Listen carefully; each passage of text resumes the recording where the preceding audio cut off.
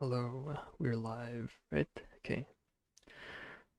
So you see it worked, right? I'm doing things sort of consistently now that I have the time because I don't have to edit and stuff. Right, so where we left off last time was with the axiom of extensionality, which was an axiom which tells us whether or not two sets are equal. So why do we have that axiom in place? Well, the motivation for that axiom is, well, we sort of already have an idea or an intuition as to whether or not two sets are equal. For example, if I ask an audience maybe a alright, just okay. So let's say I ask an audience whether these two sets are equal.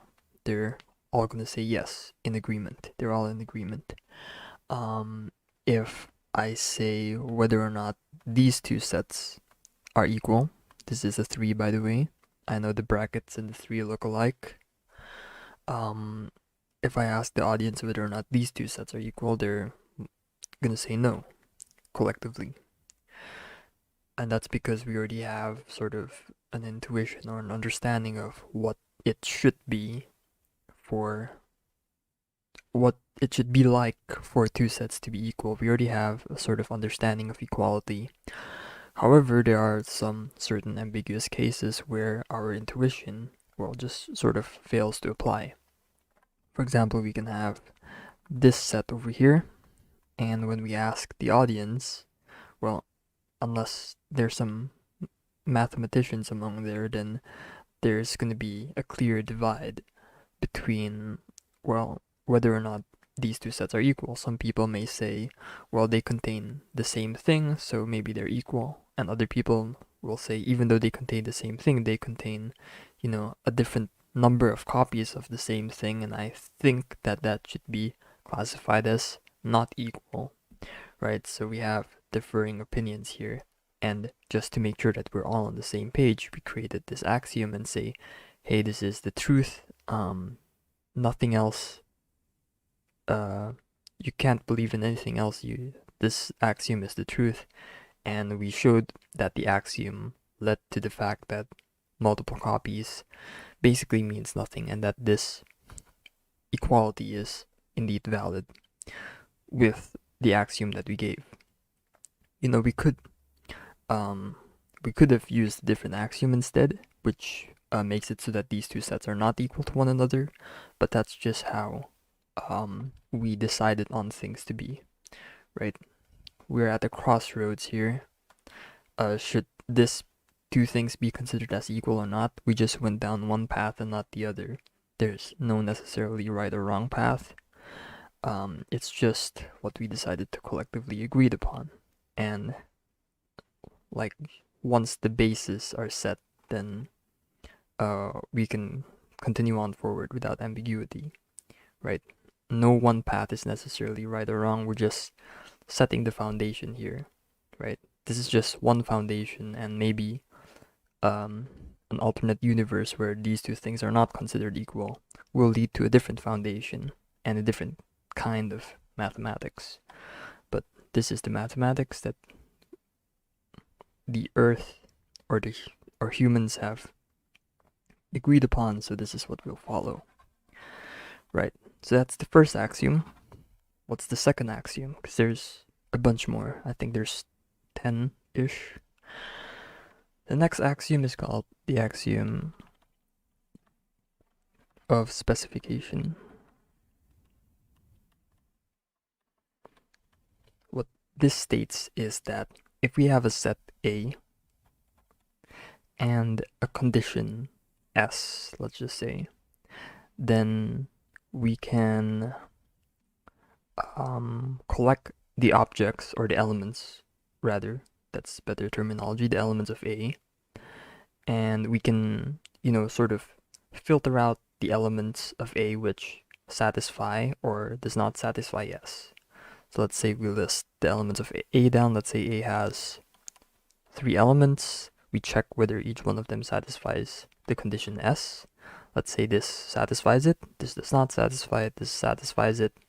Then we can collect all the objects of A geez, why do I keep saying objects? All the elements of A which satisfy the condition, and from these elements create a new set, which only contains x1 and x3. This will be the new set. Basically, the axiom of specification states that we are allowed to do this. We are allowed to filter a set according to some condition, or really any condition actually. Well, except, well, you need to make sure that the condition that you put can be written in like in a formulaic way, right? You can't just say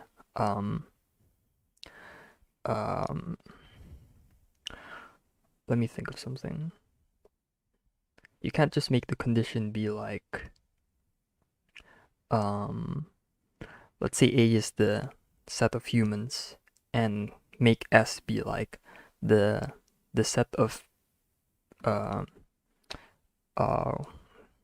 yeah, A is the set of humans and S is like will die by 2030 or something. Like, it's something that cannot be determined, and there are mathematical formulas that are similar to this in the sense that we, like, Jesus, this is so difficult to do this live, but some formulas do not apply because clearly it either doesn't make sense or there is no way to approach how to filter it, right? We would need like a time machine or something to filter this thing out.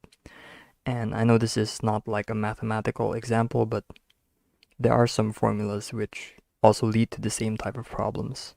But you don't need to worry about that. We won't encounter such conditions for the filtration process. Most of it will be straightforward. Alright, so the result of combining A and S, a set, and the sort of instructions for how to filter that set will create a new set, and we will write this new set as follows.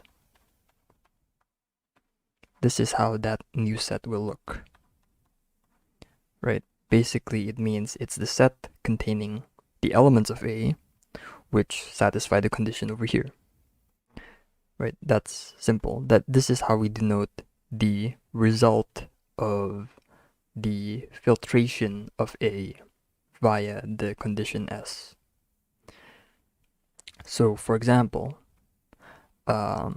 if we have the set A, maybe, for example, that's the set of natural numbers, we can give it the condition S. We can set S equal to is even, right? I've shown this example in like the first stream, but now we know that that is something valid that we can do, right? It's a valid procedure, right? And so obviously we know that this set will look like this and so on, but we can use this notation instead, and what that would look like is something like this, right? And yeah, this will be the same thing as the set containing 2, 4, 6, and so on and so forth, right? You take the set of natural numbers, you line them up, 1, 2, 3, and so on and so forth. Someone goes through each of the guys on the line, checks whether or not they're even, and then it will, it's the same same bouncer analogy. The guys on the line who make it to the club will be the one that is part of this new set, the filtered set, right? You go walk over to 1 is not even, 1 does not make it to the club. Go to the next number, 2 is even, 2 makes it into the club, and so on and so forth. So we're allowed to do that. That process is a legal procedure. It's something that we're allowed to do. Okay. So now what? Why is this axiom important? Well, it turns out that this axiom disallows the existence of a set which contains everything, right? So the set that contains everything is basically what it says, what it means. Like, it's the set which literally contains anything. It contains number 1, 2. It contains me. It contains you. It contains this bottle that I have right in front of me. It just contains everything. It contains the letter A. It contains the matrix 2, 2, 4, 6. Like 2, 2, 4, 6. It contains the vector 1 to 3. It contains the function x squared. It just contains every single possible object you can think of imaginable, right? So let's say we have a set that contains everything. What's wrong with that? How does that why is that not allowed? Okay. So here is how I'm gonna explain why it's not allowed. We're gonna do things again in a sort of game theoretic style. So we have again our usual people. We have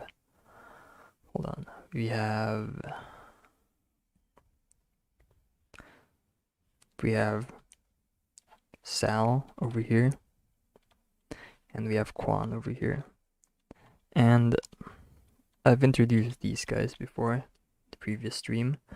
How it will be from now on is Quan will always be the one that's striving for victory, whereas Sal is the one that's trying to sort of oppose Quan in some way. So, for example, in this case, Sal will make the claim that, hey, I have found a set which contains everything, and let's call that set A. Right? He says, I have a set A that contains everything. Now, Quan's objective, what Quan has to do to win, is to make Sal sort of contradict himself, to create a contradiction out of Sal's claim. Right? So Sal will be sort of the opposer, while Quan will be the sort of proponent. Is that the right terminology? I don't know. But basically, when we want to prove something, we need to make sure that Quan is on the winning side of this, right? We need Quan to be on our side and Sal to be opposing us, right? We want to show that this does not exist, so Sal will be our opponent here, right? Sal will say, okay, it does exist. Now tell me what's wrong with my claim. Okay. Alright, so this is how it's gonna start, right? So Quan will say, well, okay, you have this set A, okay, and you claim that it exists, okay, so let's just say that it exists, okay, that means I'm gonna use the axiom of specification, okay, I'm allowed to do that, right?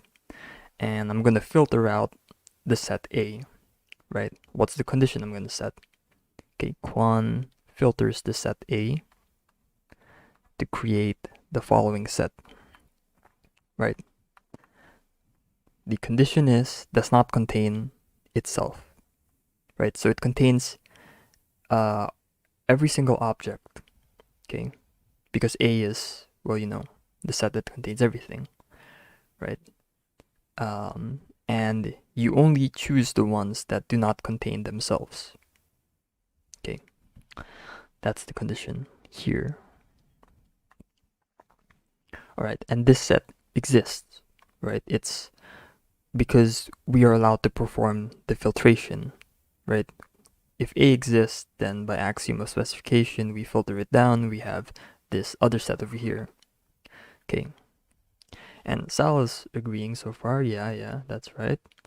That's right. We're just following the axioms over here, right? Sal has to follow the axioms, Quan has to follow the axioms. The axioms are the absolute rule. So everyone is in agreement so far. Now,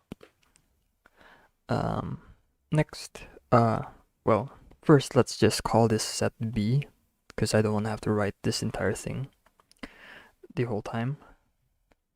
Now, the next stage, right? The next thing that Quan does is he will ask Sal, right? Is B inside A? Right? Quan will ask Sal, is B inside A? And Sal has to answer yes. Why? Because Sal claims that A contains everything, right? If Sal says B is not inside A, then he just contradicted himself, right? And he's not allowed to do that, right? He wants to believe that he's correct, right? So he's gonna say, yeah, of course B is in A because, well, A contains everything. So this set B is inside of A. Okay, that's what Sal says. So aside from saying that A contains everything, Sal also we made Sal admit that B is in A. Okay. Right. Next step. Okay, next step. Now Quan will ask Sal, right, is B inside of B? Wait, hold on. First of all, I think we missed an important step. Well, it's not really that important, but basically, so this means that anything that is inside the set A that does not contain itself will be inside B. So in the formula that will look like this. So X is in A, and we have this symbol. This symbol means AND in logic, and X not in X. If these conditions are true, then X will be in B. Right? Anything that is in A which satisfies this condition will be in B. And we also have the same thing the other way around as well, right? If something is in B, that means it must be like part of A, and it must have satisfied the condition because it was allowed in B, right? If something is in B, that means it must have come from, right? This is A, this is B, right? And then some guy over here is going onto each element and checking whether or not they're an element of themselves. And if so something is in B, that means it must have originated from A. And second of all, that's just the first thing. The second of all, it must be accepted by this guy over here. How does it get accepted by this bouncer over here? It needs to be not inside of itself, right? So if something is inside B, that means it must have come from A, and it must also satisfy this condition, right? So we have this the other way around as well.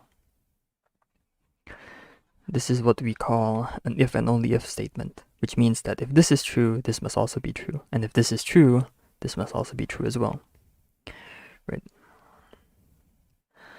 Right, so if one thing is true, if either thing is true, we know that the other is true as well.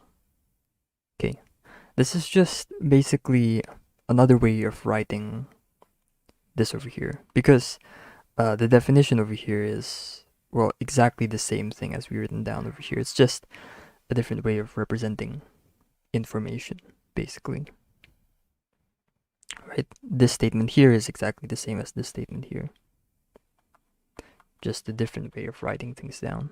And this is a more useful way of writing it for our purposes.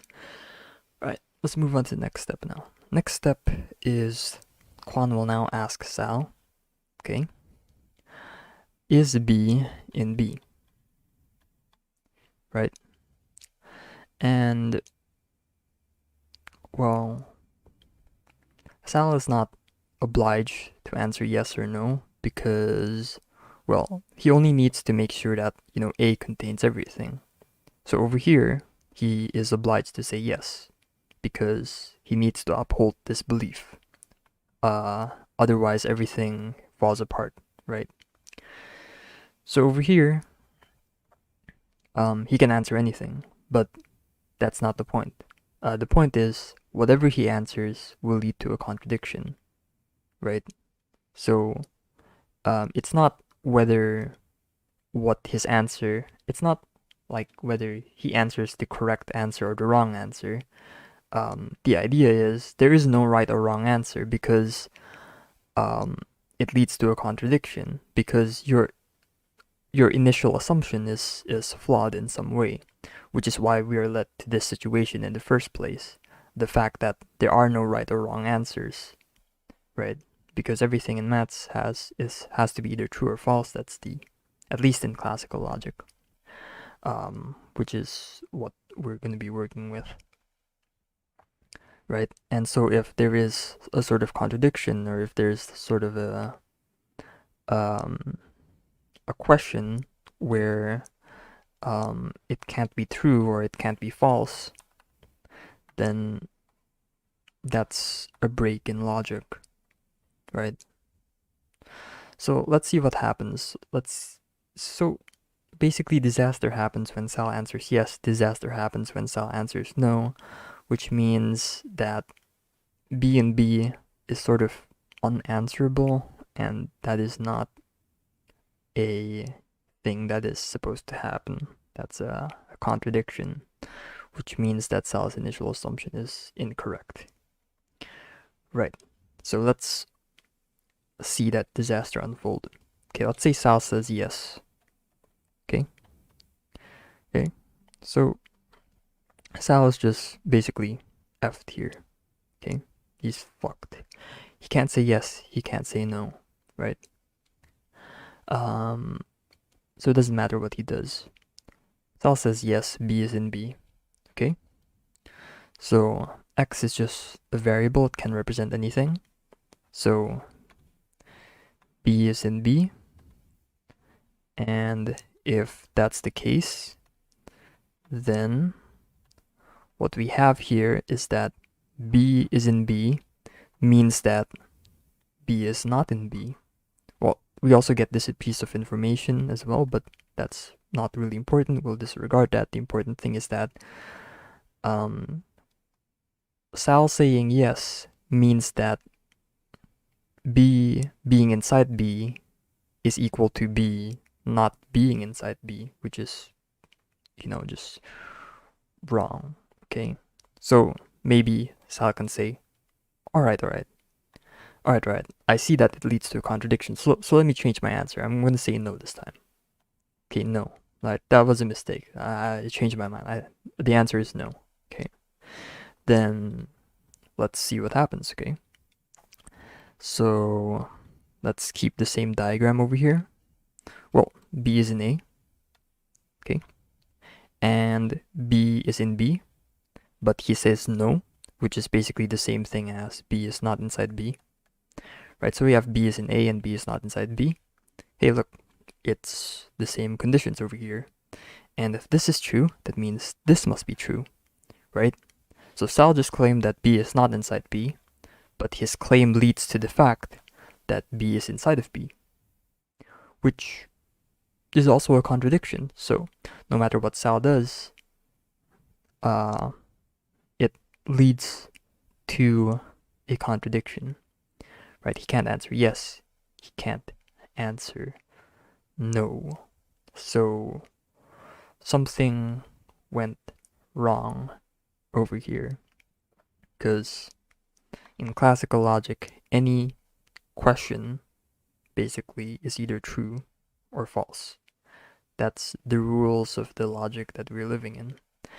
And if we have eliminated truth as a possibility because it leads to contradiction, if we eliminated false as a possibility because it leads to a contradiction, that means the initial foundation that sort of this argument was built upon has to be flawed in some way, right? So A cannot exist because it leads to a contradiction, which means that a set that contains everything cannot exist. Okay, so why was that important to know? Okay, we have a set that contains everything, and it turns out that that set the existence of that set leads to a contradiction. Why is that significant? Well, think about it, right? We from the previous times, the previous streams, a couple, say 15 minutes ago, we gave examples of sets. We gave an example of this set. It's a set, and we put the number 2 inside of it. But none of our axioms allow us to actually do that, right? What if this also leads to a contradiction? What if doing this also leads to a contradiction? We've seen that we're not allowed to put everything inside of a set. What if we're not allowed to put the number 2 inside of a set? What if we're not allowed to put letters into a set? What if we're not allowed to put the numbers 1, 2, 3, 4, 5 all the way till infinity into a set, right? And well, yeah, we can go through, each one of them and check to see if they lead to a contradiction or not, but that's just too much work, where every time we introduce a set, we need to make sure if it's valid or not, right? That's just too much work. So we have a problem here. Do sets even exist at all? What if any set we create leads to a contradiction? Then what's the point of set theory, right? That's just the question. So, how do we remedy or fix this problem, right? The answer to that will be in the next stream, because I think the answer will be quite long. But I'll just give sort of brief outline. Basically, for the next stream, we'll introduce axioms, which allow us to create valid sets. So basically, we'll start with one set, right? We're going to have an axiom that says, okay, here is a set, and it exists, and there's nothing wrong with it. It doesn't lead to a contradiction or anything. Okay. And I'm also going to introduce a bunch of other axioms which allow us to sort of perform legal manipulations onto the set, right? These axioms are sort of designed so that the manipulations that you make will result in a new set, and that new set is still going to be valid, right? We're going to come up with rules to modify sets or change them in a way to make new sets, sort of like the filtration thing. But there's going to be a lot more of them, and we can sort of combine and perform them successively. So we can maybe use this axiom to convert this set into, say, another set. And then we can apply this axiom to this guy to form another set. And then it will keep going and keep going, and then we'll have